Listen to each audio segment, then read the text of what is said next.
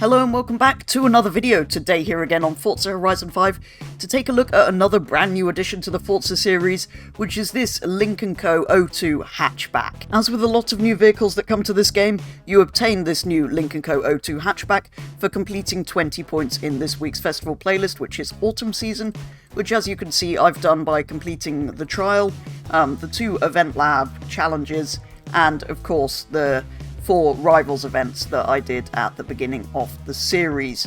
We do also have a new car next week, the Hyundai i30N, which I'll also be taking a look at when I've obtained it, and the MG7 in the spring season, as well as the brand new Forza Hyundai Ioniq 6 in the overall series prizes that I will also be taking a look at once I've unlocked it. The Lynk & Co. O2 produces 251 horsepower and 350 torques from a 2-litre engine, all of which is sent through the front wheels, whilst weighing in at the actually pretty heavy 1,580 kilos, which puts this car at B637 PI from standard here in Forza Horizon 5. Interestingly, comparing it to the other couple of Lynk & Co's that we have in the game already, it has exactly the same horsepower output as the Lynk & Co. O3 Plus, but weighs 100 kilos less because it's front-wheel drive, not all-wheel drive, which also means the O3 Plus is substantially higher PI rated at 679. Compared to the O5 Plus, though, that arrived as part of the recent Lucky Stars Chinese car pack, produces 10 more horsepower at 261, but weighs nearly 1,800 kilos, so it's actually rated quite a lot lower at 622 PI, despite also being all-wheel drive like the O3 Plus. I have actually driven this car prior to unlocking it in the playlist in the monthly Rivals event around the Estadio circuit, which I actually really enjoyed. This car drives excellently despite its quite large weight. The first thing that actually surprised me when I saw this thing in-game is actually the size of it. It looks like a small hatchback, and that's kind of how I imagined it, but it's kind of more of a crossover. It's actually a similar sort of size to the Hyundai Kona we looked at last week, if not possibly slightly bigger, which probably explains why it's slightly heavier than I first thought it might be. So let's again see if we can improve that when we get to the upgrade shop. Firstly though, I think we should do a quick drag race against some competitors, starting with a Golf R, which does have the advantage of being all-wheel drive. Okay, that's quite significantly. It's closer than I thought it would be, but the Golf is still faster. So the Golf R took it quite convincingly, possibly mostly down to its all-wheel drive. So what if we put it up against a front-wheel drive Volkswagen in the form of the Scirocco? Close? Yeah, that's closer. Do you like the livery? It's Yeah. a mix between Claire's and Rhodes thing. It's when they played Horizon. So then, let's take a quick look at the customization and upgrade options available for this thing before applying a tune and potentially going and doing some online racing. In terms of manufacturer colours then, we have the orange, which it's given to you in when you win it in the playlist, a rather nice green, and a black, which then comes with a grey roof or silver roof instead of the normal black one. It does though have advanced painting options, with of course Group 1 being the main body of the car, and Group 2 being the roof, as you kind of might expect. So what I'm going to do, actually, is paint the main body of the car in my usual purple colour, and leave the roof in black. Over in the upgrade shop, there's nothing out of the ordinary, really. If you want to, you can engine swap it with an inline 4-turbo Rally or a 7.2-litre V8. You can, of course, rear-wheel drive and all-wheel drive swap it. You can apply Forza Aero to the front, which doesn't look great. I kind of wish we could remove that plastic number plate plinth, actually. But the particularly horrendous thing is, well, that, which is all the way up there for some reason. Even worse than usual Forza Aero. Apart from that, though, we can, of course, change tyre compounds, tyre widths, and track widths if we want to bring the wheels out and make the stance slightly nicer.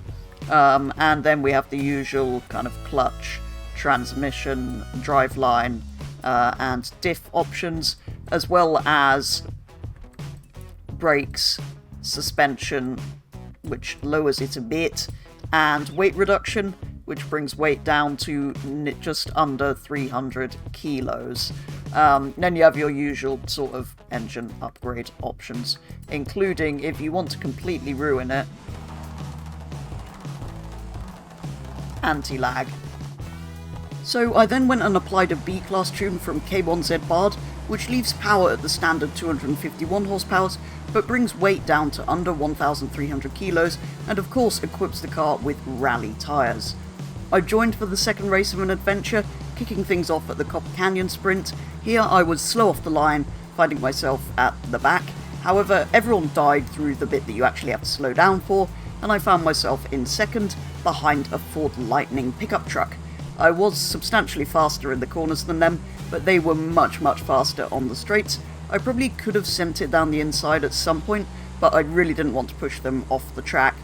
Meanwhile, an RX-7 was gaining on me too. Eventually though, I ended up second behind that Ford Lightning. The second race was the Emerald Circuit, which I was hopeful for, as it's much more handling focused than the previous sprint route. It was slow off the line again, this seems to be a trait with this tune, but after the first couple of corners, I found myself in second place again, behind that same Ford truck. And again, I couldn't quite find a way past. I did get the fastest lap though in the end in the 155s.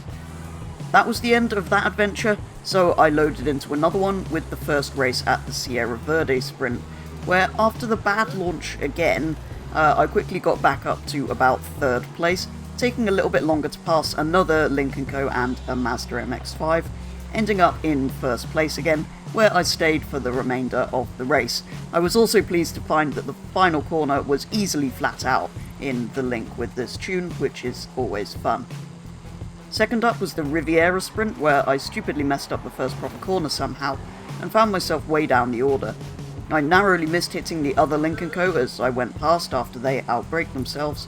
Then they caught back up and passed me on the straight, but my car was better in the corners and I eventually got back past again. They then got a wall slowdown for hitting a wall that I also hit but got no penalty for, so that was a bit unfair on them, I feel like. But anyway, I ended up in second again, with an Oldsmobile Toronado winning the race, driven by the same driver who was in the Ford pickup truck in the first set of races. And the final race was at the Bahia de Plano circuit, which started with even more chaos than in any of the other races, put together I think pretty much, which I somehow survived. I then found myself chasing down that same Toronado for the rest of the race, but to no avail, ending up again in second place. I did though once again get the fastest lap of the race, this time a 52.8. So far though in these races I'm really enjoying the Lynk & Co and it is performing well, so I think I will actually keep this as one of my go-to B-Class cars. And that is going to do it for today's video, taking a very first look at the brand new Lynk & Co 02 hatchback here in Forza Horizon 5. Stock, it was really nice to drive, as I first discovered in the Rivals event. It is a bit bigger and heavier than I initially thought it might be, but then I think it is probably actually more of a crossover than a hatchback. But overall, drives well stock, drives really well with that B-Class tune on, was pretty fast and good to drive, very good to drive, both in stock configuration and with that set of upgrades. So I probably will keep this with the B-Class tune on for some online racing. As ever, do let me know your thoughts on this brand new addition to the game, but for today's video that is going to be all, so thank you very much for watching, and I'll be back with the next one very soon.